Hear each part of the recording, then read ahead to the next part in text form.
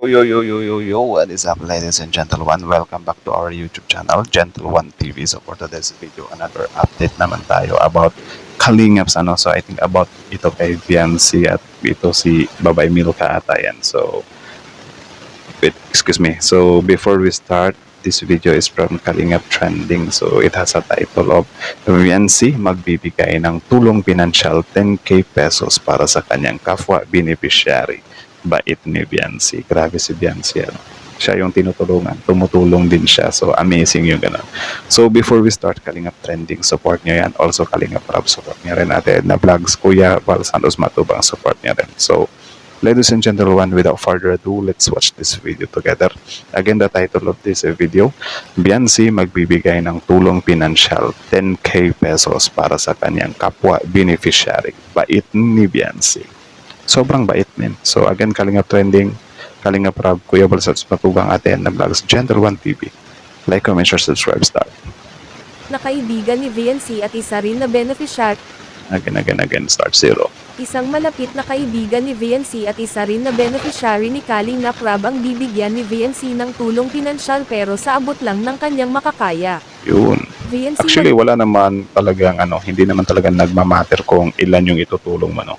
Ang importante is galing sa puso mo ba? So, yan lang naman talaga yung importante dyan.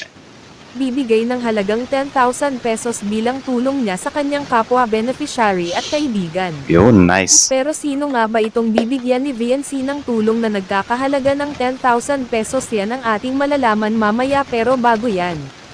Isang mapagpalang araw po sa ating lahat mga Kalingap, at muli ay nagbabalik ang inyong lingkod Kalingap Trending na magbibigay ng So yan, subscribe nyo si Kalingap Trending, share, subscribe, and like. Tuloy. update mula sa paborito ninyong beneficiary na si Fiancé mga Kalingap. Pero bago yan, pakiusap mangyari po sanang tapusin po muna natin ang video na ito bago po tayo magbigay ng sarili nating komento kaugnay po dito mga Kalingap. So yun, no, rule number 1, watch till the end bago kayo mag-comment para syempre akma din yung comment nyo sa video, di ba? At syempre wag rin po natin kalimutan na mag-like, mag-share at mag-subscribe bilang suporta na rin sa ating munting YouTube channel. So ayun, like, comment, share, subscribe kay Kalingap Trending. At syempre wag din po natin kakalimutan na suportahan ang mag-amang matubang na si Kuya Val at Kalingap Rab, lalo na sa kanilang mga charity work. Salamat po mga Kalingap. Also, the very rule, mag-amang Kalingap, don't forget to subscribe din, Grabe, sobrang bait talaga mga Kalingap ni Fiancé, dahil kahit hindi naman siya obligado na magbigay ay kusa siyang tutulong sa kanyang kapwa beneficiary, kaya naman hindi nauubusan si Fiancé ng mga blessings. Grabe. Hindi sumagi sa isip ni Fiancé na magiging ganito ang sitwasyon ni Melka, isa sa kanyang best friend sa Kalingap Angels, at hindi talaga mapigilan ni Fiancé na maawa sa kalagayan ni Melka ngayon. Samantala malaking problema Kahit sino naman talaga maaawa sa kalagayan niya, ngayon ang kinakaharap ng kapwa beneficiary ni Fiancé, at ito nga po ay si Melka na best friend at ate rin kung ituring ni Fiancé. Sa kasalukuyan ay medyo hindi maganda ang kalusugan ngayon ni Melka, pero andyan pa rin si Fiancé para sumuporta sa kanyang kaibigan. Grabe. Bagamat bihira nang magkita Literal na maganda na mabait pa. at magkasama si Melka, dahil sa sobrang hirap ng schedule ni Fiancé ay hindi niya pa rin nakalimutan si Melka, lalo na sa sitwasyon nito ngayon mga Kalingap. Ayun nga, kay Fiancé ay hindi niya matiis si Melka na makita sa ganitong kalagayan. Bagamat nakaka-recover naman si Melka ay naroon pa rin ang banta ng sakit nito, lalo pa at hindi pa kumpirmado ang sakit talaga ni Melka ngayon. Kahit sino naman siguro hindi siya hindi siya tawag dyan. Hindi siya mental block, tuloy ako. Mamaya. Ang totoo niyan, magbibigay talaga si Fiancé ng halagang 10,000 pesos bilang tulong sa kanyang kaibigan na si Melka, dahil kahit paano ay medyo nakakaluwag-luwag naman si Fiancé sa ngayon. Yun. Bagamat alam naman ni Fiancé na maliit lang ang halaga na kanyang ibibigay, ay para naman kay Melka ay malaking halaga na ito, at syempre mas malaking halaga yung effort na ibinibigay ni Fiancé kay Melka, kung saan na-appreciate ito ni Melka. Tama. Yung thoughts lang naman yung importante. For sure, may mga babanat na naman dyan na kesyo ganyan. 10k lang yan. E di bigyan nyo ng 10k. Tingnan natin kung meron kayong 10k dyan. Di ba? Hindi na lang maging grateful eh. So, yan nga, sabi ko naman sa inyo, kahit prayers nga lang eh. Sobrang solid na yun na pagtulong. Ipagdasal mo yung tao may karamdaman. Sobrang solid na nun, men. Samantala ay nagsabi na rin si Kalingap Rab patungkol sa kalagayan ni Melka kung saan sinabi ito ni Kalingap Rab sa mga supporters at viewers ng Team Kalingap.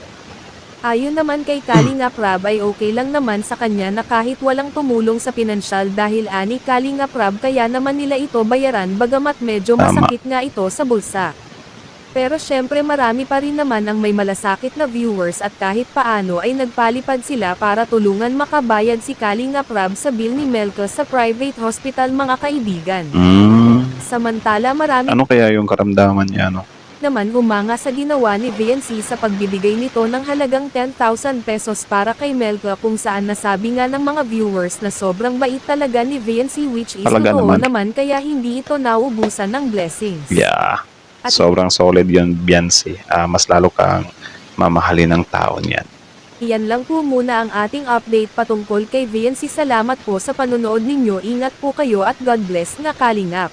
So that's it, ladies and gentlemen. So again, that video is from Kalingap Trending. So support nyo yan. Original video link in the description box below. Tapos syempre, before you leave on our YouTube channel, Gentle One TV, don't forget to like, comment, share, subscribe. So kita nyo naman yun, men.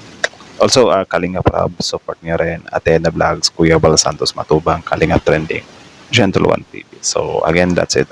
Comment kayo sa baba kung ano yung masasabi nyo, no? So kita nyo naman yun, ladies and gentlemen, diba, na parang grabe, sobrang amazing nung ginawa ni Beyonce, ano? Maging nawa siya, huwaran, or siya yung maging, maging, tawag dyan, example, set na good example sa mga kasamaan niya, do.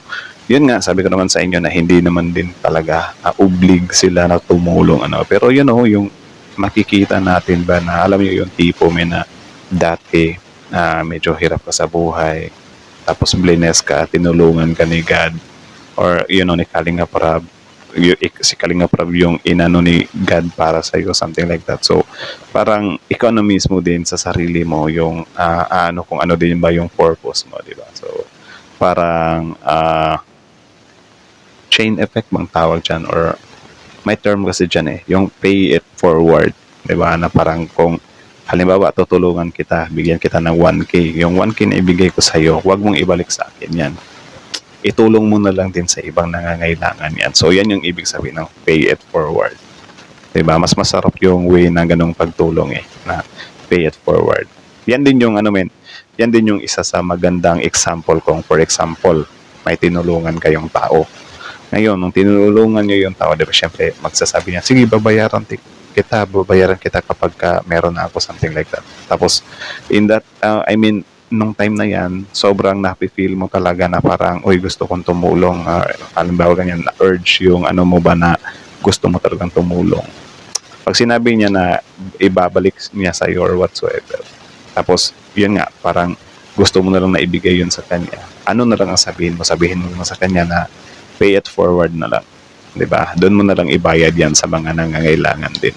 Para syempre yung effect, or pwede ka pang makapag tawag diyan. Anong tawag diyan? Parang chain ba, men?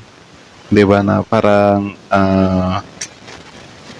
tawag diyan parang for example, words ko na gusto kong palaganapin yung words ko. Parang ganyan ba na yung pagtulong ko para ma-apply din sa iba, or parang mahawa kunyari siya sa akin na tumutulong, parang ganun ba na parang i-condition natin yung utak niya na sige, kung gusto mo talagang bayaran, doon mo na lang ibayad yan sa ibang tao na nangangailangan. Para if ever, kunyari meron siyang sobrang pera tapos may nakita siyang nangangailangan, papasok na yun sa instinct niya na uy, gusto kong tumulong din sa kanya. Tapos kapag siya naman yung babayaran kunyari or whatsoever, sasabihin niya naman pay it forward. So parang ganun ba? Diba? Maganda yung ganung effect. Or comment na lang kayo kung mag-agree kayo sa akin or hindi. Or kung hindi naman, di bahala kayo. So again, that's it, ladies and gentlemen. Thank you so much for watching Kalingap Trending, Gentle One TV. Like, comment, share, subscribe. Gentle One TV is out.